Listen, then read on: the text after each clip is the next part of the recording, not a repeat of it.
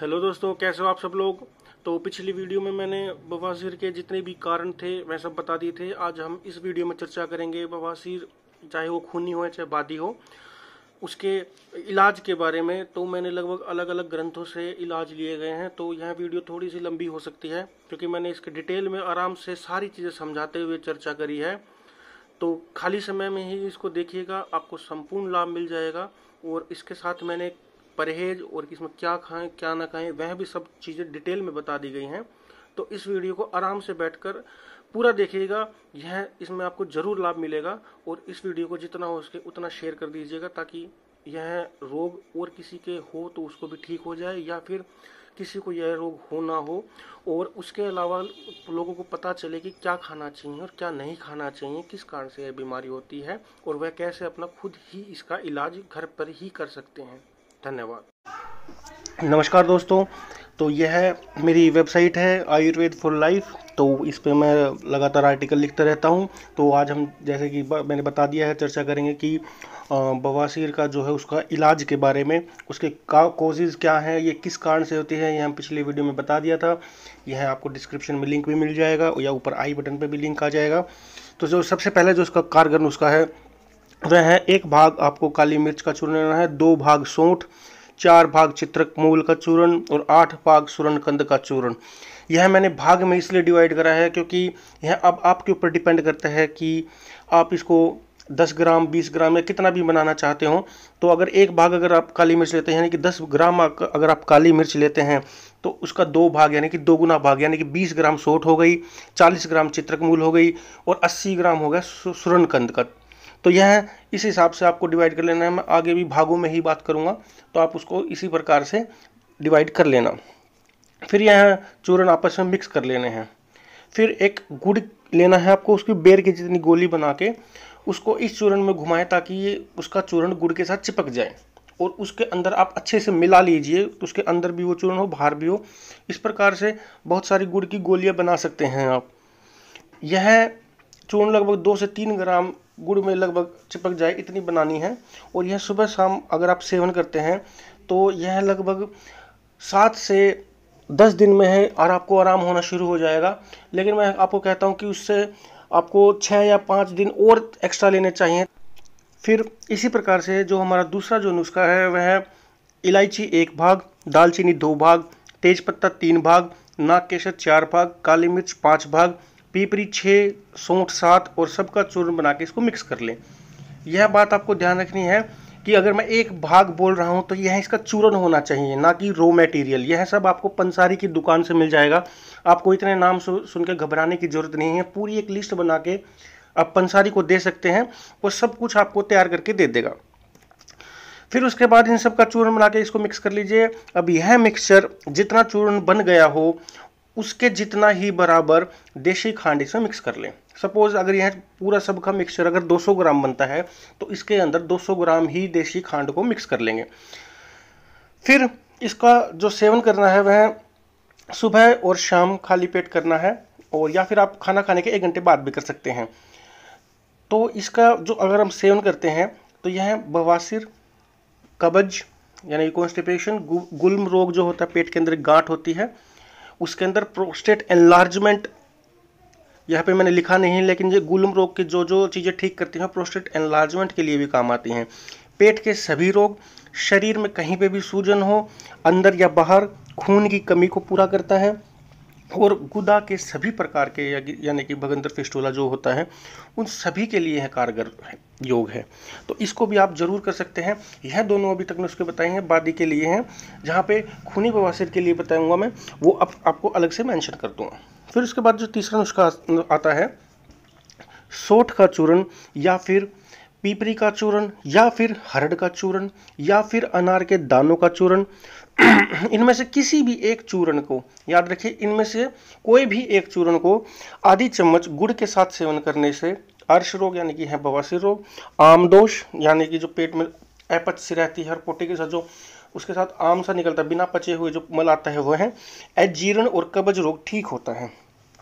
फिर नंबर 4 पे जो बवासीर का इलाज आता है वह देशी खांड को, सुरणकंद का चूर्ण पानी के साथ खाने से या फिर नागकेसर का चूर्ण पानी के साथ खाने से यह रोग नष्ट होता है। यह लगभग आधी से 1 चम्मच अपने अपने बल के अनुसार आप ले सकते हैं।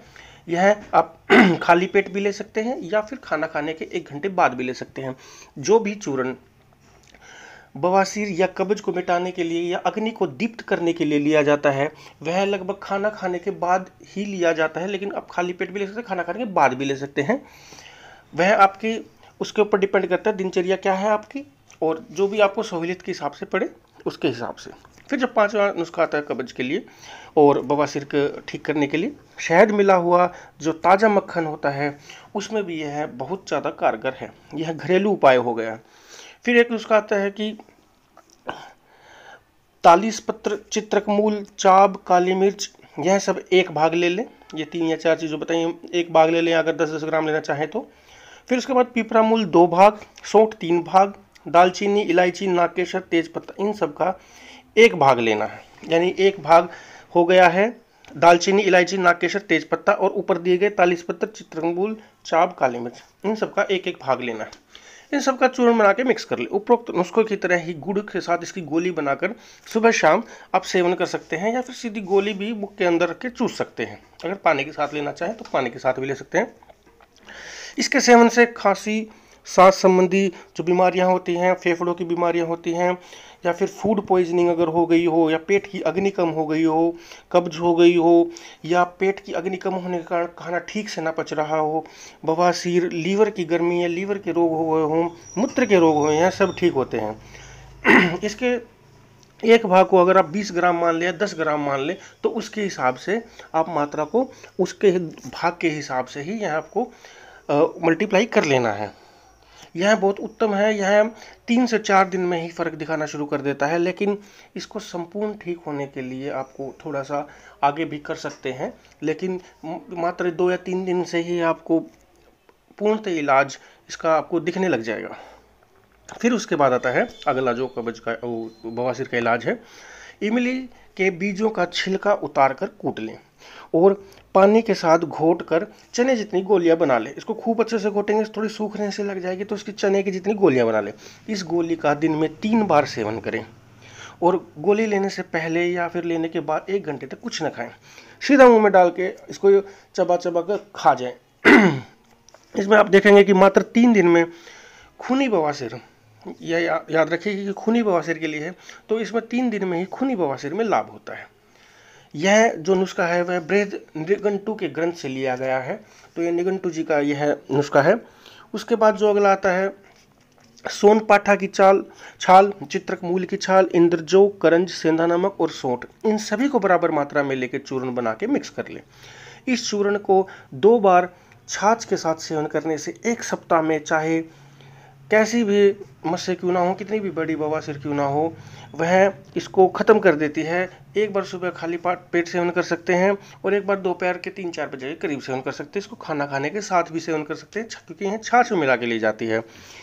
यह बहुत उत्तम उपाय है। फिर अगला जो बवासीर का इलाज जाता है, आम के पत्तों का रस, आंवले के पत्तों का रस, जामुन के पत्तों का रस, प्रत्येक 30-30 ग्राम ले लें। इसमें स्वाद अनुसार देशी मिश्री मिला सकते हैं।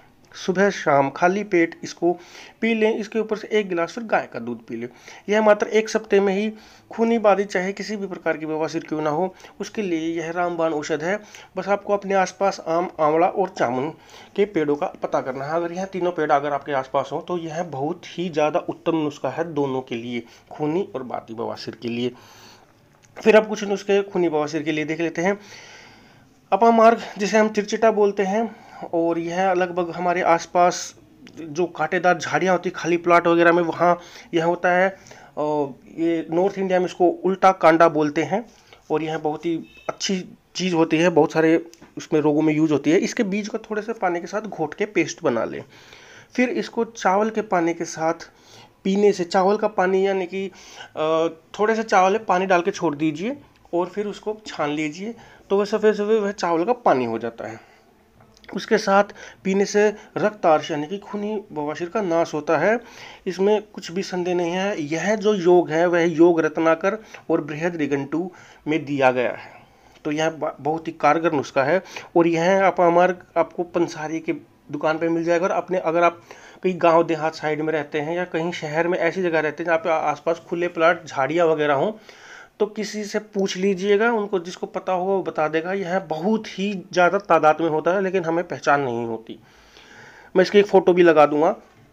और इसका अगला जो बवासीर का इलाज का नुस्खा है वह है लाल चंदन, चिरैता, जवासा, सौंठ सबको बराबर मात्रा में लेकर इसका काढ़ा बना के पीने से, या फिर दारू, हल्दी, दालचीनी, खस, नीम की छाल, इन सबको बराबर मात्रा में लेकर काढ़ा बना के पीने से खूनी बवासीर का नाश होता है। काढ़ा हमेशा खाली पेट ही सेवन करा जाना चाहिए। और काढ़ा जो बनता है वह 2 गिलास पानी में 1 से 1.5 चम्मच चूरन, जो हमारा मिक्सचर जो इन सब का बनता है उसकी 1 से 1.5 चम्मच चूरन मिला लीजिए। इसको इतना उबाल दीजिए कि यह आधा गिलास बच जाए, फिर उसको उतार कर छान कर खाली पेट सेवन करना चाहिए। फिर उससे अगला जो बवासीर का इलाज का नुस्खा आता है वह है कमल केसर, नाग केसर, ताज़ा मक्खन और देसी खांड आपस में मिला के गोलियाँ बना ले। इस गोली का सेवन करें तो खूनी बवासीर नष्ट होती है। फिर अगला जो नुस्खा आता है, चित्रक मूल के चूर्ण को गाय के दूध में उबालकर उसकी दही जमाकर फिर उसकी छाछ बनाकर पीने से इस रोग में बड़ा ही फायदा होता है। यह दोनों तरह की बवासीर को ठीक करता है।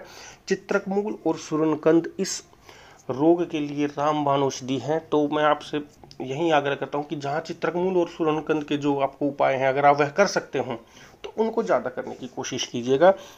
अदरवाइज सारे नुस्खे मैंने अलग अलग ग्रंथ से ही लिए गए हैं और यह कारगर है, तो जो भी आपको इजीली बन पड़े वह आप करिएगा।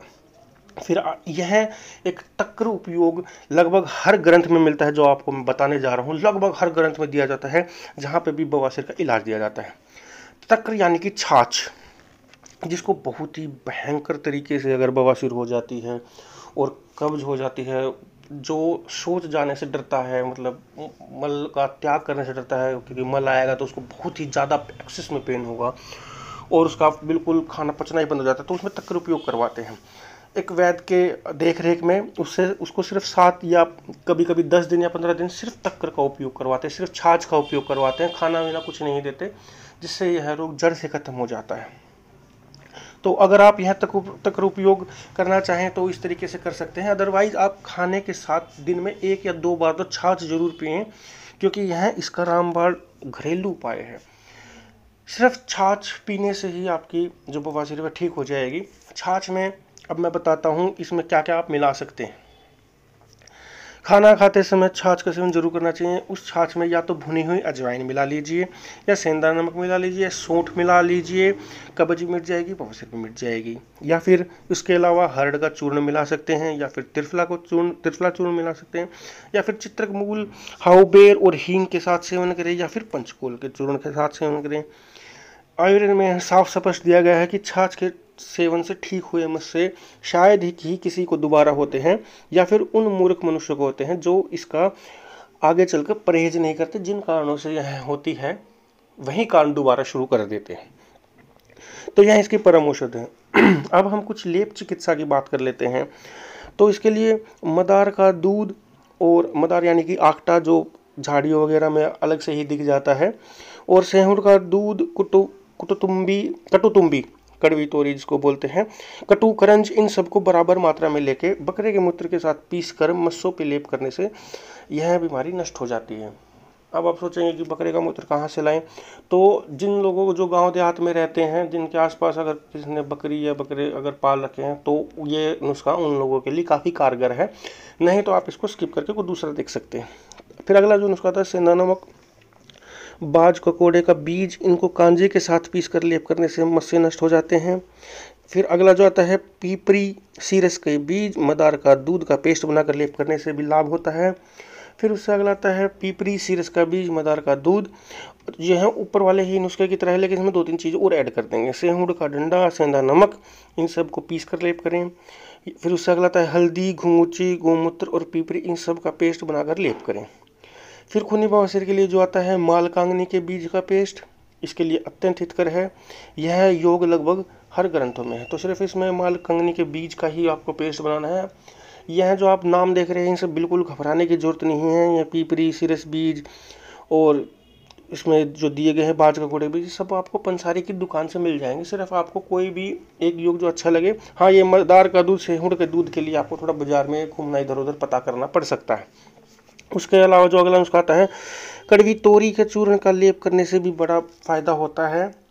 हल्दी, कड़वी तोरी, सेंधा नमक, इनका चूर्ण सेहुड़ के दूध या गोमूत्र मिला के पेस्ट बनाएं। इससे लेप करने से सारे मस्से नष्ट होते हैं, चाहे वो गुदा के हों या फिर शरीर पे जो मस्से हो जाते हैं स्किन पे, वो भी नष्ट हो जाते हैं।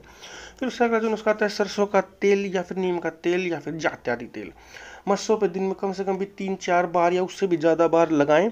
इससे दोनों तरह की बवासीर ठीक होती है, और जो चब चब करके जो पेन होता रहता है उसके अंदर, उससे भी आराम होता है।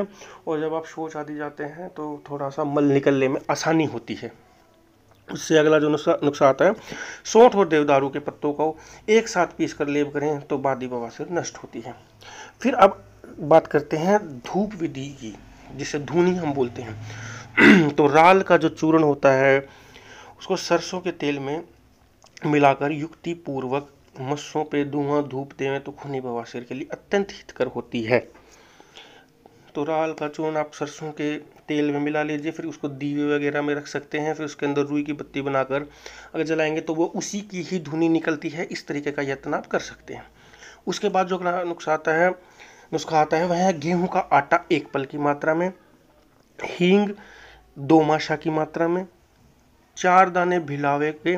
इनकी धूप देने से गुदा का दर्द नष्ट होता है और अंकुर भी नष्ट होते हैं। अब जैसे कि यह आयुर्वेद में दिया गया नुस्खा, आयुर्वेद में जो मात्रा की बात करते हैं पल माशा इस तरीके से बात करते हैं। तो यह भी मैंने एक अपनी पोस्ट बनाई है, अगर आप मेरी वेबसाइट पर जाके अगर यह पोस्ट देखेंगे तो इसमें आयुर्वेदिक एंशिएंट मेजरमेंट्स का मैंने आर्टिकल लिखा हुआ है। वहाँ भी मैंने अलग अलग ग्रंथों से क्या कितने ग्राम में कन्वर्ट करके मैंने सारी चीज़ें लिखी हुई हैं। तो हमने 2 माशा की बात करी थी, तो 1 माशा यहाँ पे दिया गया है 1 ग्राम के बराबर। अब देख लेते हैं पल की जहाँ बात होती है, तो 1 पल 4 तोला, 1 तोले में 12 ग्राम होते हैं, और तो 12 × 4 करेंगे तो 48 ग्राम्स। तो 1 पल की मात्रा गेहूं का आटा यानी कि लगभग 50 ग्राम, और हींग 2 ग्राम लेनी है, 4 दाने भिलावे के। इनकी सबको चूर्ण बना के धूप देने से गुदा का दर्द नष्ट होता है, अंकुर के मस्से भी नष्ट होते हैं। अब इनका धूनी कैसे देने हैं वो हम आगे जिक्र करेंगे। फिर उसके बाद कपूर की धुनी गुदा में देने से खूनी बवासीर नष्ट होती है। कपूर तो वैसे भी उसको तो डायरेक्ट अगर आप आग लगाते हैं तो वह तो डायरेक्ट ही जल जाता है, उसकी धुनी तो वैसे भी दी जा सकती है। फिर उससे जो अगला नुस्खा आता है वह अश्वगंधा, निर्गुंडी, कटेरी, पीपरी, इन सबको बराबर मात्रा में लेकर चूर्ण बना के धुनी देने से बादी बवासीर ठीक होती है।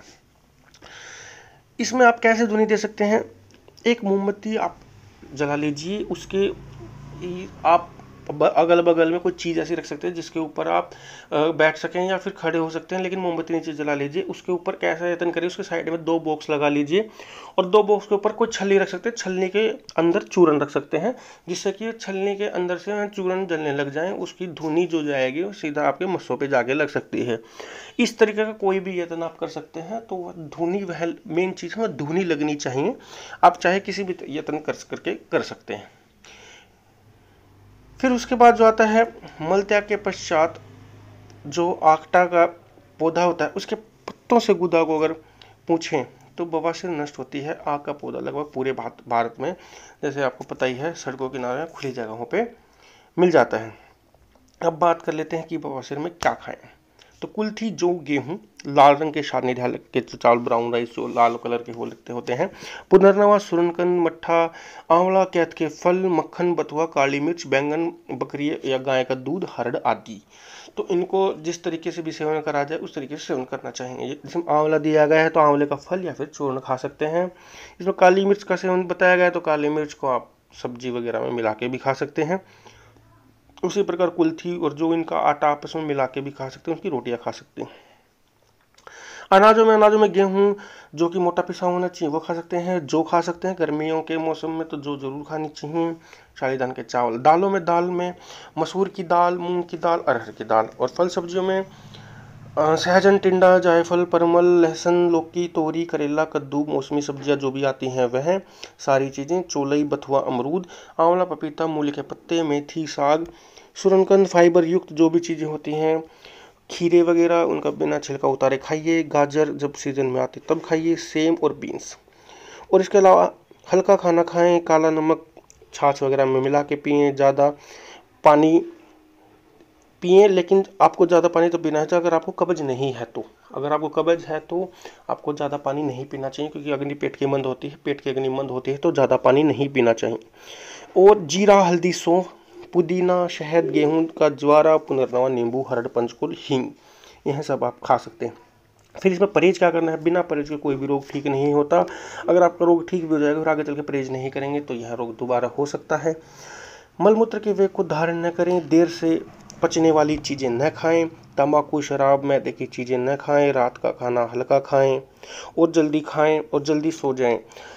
अब जब आपको यह बीमारी होती है तो संभोग न करें, साइकिल और मोटरसाइकिल की सवारी न करें, और ऊबड़ खाबड़, खास करके जो ऊबड़ खाबड़ रास्ते होते हैं उससे गुदा पर प्रेशर पड़ता है। उत्कुट आसन में न बैठे, यानी कि उत्कुट आसन एक चेयर पोज होता है, तो लगभग यह बताने की कोशिश कर रहे हैं आयुर्वेद के द्वारा कि चेयर पे कम से कम बैठें। अगर आपकी ऑफिस जॉब है तो आपको कुछ इस तरीके से यत्न करना चाहिए कि बीच बीच में आप उठते रहें, चेयर पे कम बैठने का काम करें। अगर वो काम खड़े होकर हो सकता है तो खड़े होकर करें। जिन जिन कारणों से यह रोग होता है वह सब न करें, क्योंकि ये कारण वाली मैंने वीडियो अलग से बना दी थी। अगर मैं कारण भी इसी में बता देता तो यह वीडियो और भी ज़्यादा लंबी हो जाती। फिर उसके अलावा अनाज में क्या नहीं खा सकते हम? अनाज में नया धान, मैदा ना खाएं, जो पिज्ज़ा वगैरह होता है, या पतले गेहूं के आटे की जो रोटियां होती हैं वह ना खाएं, क्योंकि आंतों में चिपक जाती हैं जिसके कारण कब्ज होती है। दालों में जो दाल होती हैं, उड़द दाल, काबुली चना, मटर, सोयाबीन, छोले आदि न खाएं। फल एवं सब्जियों में आलू, शिमला मिर्च, कटहल, बैंगन, अरबी, भिंडी, जामुन, आड़ू, कच्चा आम, केला, सभी तरह की मिर्चें वगैरह न खाएं। और तेल में गुड़ से बनी चीज़ें, समोसा, पकौड़ी, पराठा, चाट, पापड़, नया अनाज, अमल, कटु रस प्रधान वाले पदार्थ, सूखी सब्जियां, मालपुआ, ठंडा खाना नहीं खाना चाहिए। बासी खाना, रात का रखा हुआ नहीं खाना चाहिए। कोई भी खाना या दूध एक बार अगर गर्म कर दिया और फिर आपने फ्रिज में रख दिया तो उसको दोबारा गर्म करने मत करें, उसको नॉर्मल हो जाने दीजिए, वहीं पी लीजिए, क्योंकि फिर उसको दोबारा गर्म करते हैं तो पचने में भारी भी होता है और वह जहर तुल्य माना गया है आयुर्वेद में। उसके अलावा जो सख्त मना है वह तेलिए, खड़े, मसालेदार भोजन, मांसाहार चीज़ें जो होती हैं वह, तेल की बनी हुई चीज़ें और घी, बेकरी उत्पाद, जंक फूड, डिब्बा बंद भोजन, इन सबका सेवन ना करें। घी आप हल्का फुल्का रोटियों में लगा के यूज़ कर सकते हैं, लेकिन उसके अलावा जो हलवे वगैरह या फिर जो दूध में खीर वगैरह में घी डाल के पीते हैं, घी का अत्यधिक सेवन करते हैं, क्योंकि देर से पचने वाली चीज़ें होती हैं। मंदाग्नि आपके पहले से ही है, खाना आपका पच नहीं रहा, तो ज़्यादा घी खाएंगे तो पच ही नहीं पाएगा। तो यह थी हमारी वीडियो। अगर आपको यह वीडियो अच्छी लगी हो तो इस वीडियो को लाइक कीजिए और शेयर कीजिए। अगर आपने हमारा चैनल अभी तक सब्सक्राइब नहीं किया है तो उस चैनल को सब्सक्राइब करें। और यह मेरी वेबसाइट है ayurvedforlife.com। इस पर मैं लगभग हर वीक या हर 10 दिन में आर्टिकल लिखता रहता हूँ। अगर आपको इसके अलावा कोई अन्य बीमारी है तो यह आप मेरी वेबसाइट पे आइए, आयुर्वेद फॉर लाइफ। यहाँ पे एक सर्च बार है, उस सर्च बार में उस बीमारी से रिलेटेड आप कुछ भी लिख सकते हैं। सपोज आपको लीवर से संबंधित बीमारी है तो उसमें आप लिख सकते हैं लीवर। अगर लीवर के यहाँ पे सर्च करेंगे तो अगर फिर मैंने आर्टिकल बनाया होगा तो वहाँ आर्टिकल आपको यहाँ पे मिल जाएगा। जैसे कि मैंने लिखा है फैटी लीवर के कारण, लक्षण, इलाज। फैटी लीवर का मतलब यहाँ पे लीवर की समस्त बीमारियों के बारे में मैंने बताया गया है। तो इसमें इसके कोजेज क्या होते हैं, non alcoholic, alcoholic, fatty liver के, दूसरी तरफ से फिर इसके कारण वगैरह दिए हैं, ट्रीटमेंट वगैरह बताया है। तो मैं इसमें संपूर्ण पोस्ट लिखता हूँ। और इसके अलावा अन्य भी लिखे हुए, जैसे साइड में आप देखेंगे सर्दी, खांसी, जुकाम, फिर उसके अलावा जो श्वेत पदर होता है, cholesterol, heart, high BP, low BP, fatty liver, हगलाना, तुतलाना कैसे ठीक करें। तो इस तरीके में पोस्ट डालता रहता हूँ। तो यहाँ पे भी आके आप पोस्ट को कॉपी करके शेयर भी कर सकते हैं, स्क्रीनशॉट भी ले सकते हैं, मुझे कोई आपत्ति नहीं है। कोई कॉपीराइट कंटेंट किसी तरीके का नहीं है। आपको चीज़ समझ में आनी चाहिए, आपको बीमारी समझ में आनी चाहिए। अगर आपको यह वीडियो अच्छी लगी हो तो अगर आप फेसबुक पे भी अगर आप देख रहे हो तो वहाँ भी आप जाके लाइक कर सकते हैं। और वहाँ पे भी हमारा आयुर्वेद फॉर लाइफ के नाम से पेज है, आयुर्वेद लाइफ के नाम से पेज है, वहाँ पे भी आप इसको लाइक कर सकते हैं। और अगर आपको कोई भी चीज़ समझ में नहीं हो तो आप कमेंट बॉक्स में पूछ सकते हैं, या फिर मेरी वेबसाइट पर जाके वहाँ पर भी आप कमेंट में पूछ सकते हैं। धन्यवाद।